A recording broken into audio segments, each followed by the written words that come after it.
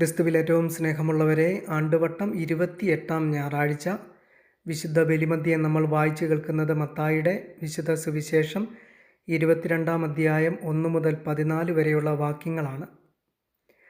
തൻ്റെ മകൻ്റെ വിവാഹ വിരുന്നിലേക്ക് അതിഥികളെ ക്ഷണിക്കുന്ന രാജാവിനെയും രാജാവിൻ്റെ ക്ഷണം തിരസ്കരിക്കുന്ന അതിഥികളെയുമാണ് ഈ ഉപമയുടെ ആദ്യ ഭാഗത്ത് നമ്മൾ കണ്ടുമുട്ടുന്നത്.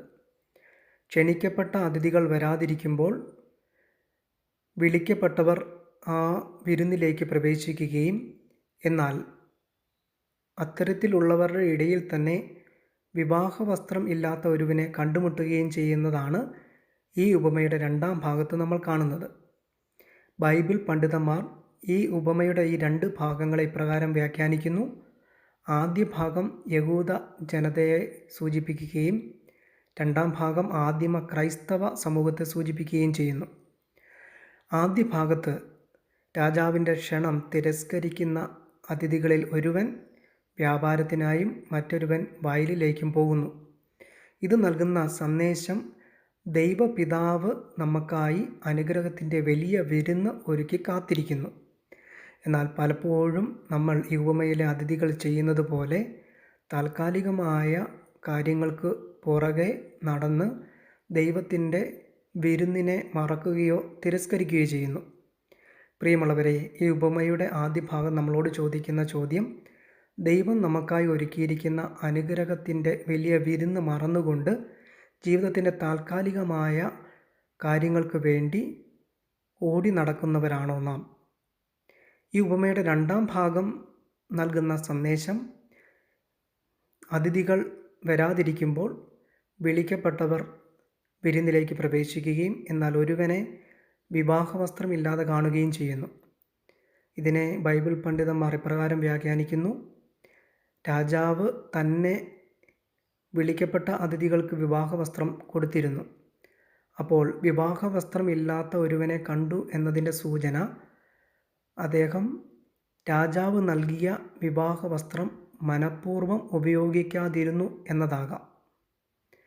വിവാഹ വിരുന്നിലേക്ക് പ്രവേശിക്കുവാൻ തക്ക രീതിയിലുള്ള എന്തോ ഒരു കാര്യം ഇയാൾക്ക് നഷ്ടപ്പെട്ടു. ഇതാണ് വിവാഹവസ്ത്രമില്ലാത്ത ഈ വിളിക്കപ്പെട്ട ആൾ നൽകുന്ന സന്ദേശം. പ്രിയമുള്ളവരെ, പലപ്പോഴും നമ്മൾ ദൈവത്തിൻ്റെ വിവാഹ വിരുന്നിലേക്ക് ദൈവപിതാവിൻ്റെ കരുണയാൽ വിളിക്കപ്പെട്ടിരിക്കുന്നു. പക്ഷേ ആ വിരുന്ന് അതിൻ്റെ പൂർണ്ണതയിൽ ആസ്വദിക്കുവാൻ തക്ക രീതിയിൽ ഉള്ള യോഗ്യത നമ്മൾക്കുണ്ടോ എന്നുള്ളതാണ് പ്രധാനം.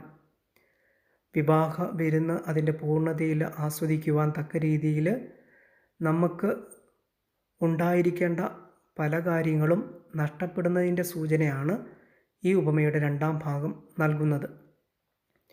നമ്മൾ ദൈവത്തിൻ്റെ കരുണയാൽ അവിടുത്തെ സഭയുടെ അംഗമായി ജീവിക്കുവാൻ ദൈവം നമ്മളെ അനുവദിച്ചിരിക്കുന്നു. പക്ഷേ ആ സഭയിലൂടെ ദൈവം നമുക്ക് നൽകിയിരിക്കുന്ന അനുഗ്രഹത്തിൻ്റെ പൂർണ്ണതയിലേക്ക് പ്രവേശിക്കാൻ തക്ക രീതിയിൽ നമ്മൾ ജീവിക്കുന്നുണ്ടോ എന്ന ചോദ്യമാണ് ഈ ഉപമയുടെ 2-ാം ഭാഗം നമ്മളോട് ചോദിക്കുന്നത്. വിവാഹവസ്ത്രം കൈമോശം വന്ന ഈ അതിഥി നമുക്ക് മുമ്പിൽ ഉയർത്തുന്ന ചോദ്യം ഇതാണ്.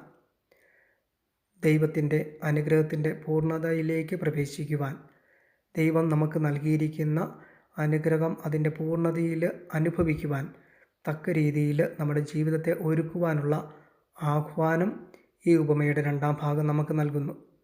പ്രിയമുള്ളവരെ, ദൈവത്തിൻ്റെ കരുണയാൽ അവിടുത്തെ വിരുന്നിലേക്ക് നമ്മൾ പ്രവേശിച്ചിരിക്കുന്നു. എന്നാൽ താൽക്കാലികമായ കാര്യങ്ങളുടെ പേരിൽ ദൈവം നൽകിയിരിക്കുന്ന അനുഗ്രഹങ്ങളെ മറക്കാതിരിക്കുവാനും ദൈവം നൽകിയിരിക്കുന്ന അനുഗ്രഹം അതിൻ്റെ പൂർണ്ണതയിൽ അനുഭവിക്കുവാൻ തക്ക രീതിയിൽ നമ്മളെ ഒരുക്കുവാനും നമ്മളെ ഓരോരുത്തരെയും അനുഗ്രഹിക്കണമേ എന്ന് നമുക്ക് പ്രാർത്ഥിക്കാം. ദൈവം നമ്മെ എല്ലാവരെയും അനുഗ്രഹിക്കട്ടെ.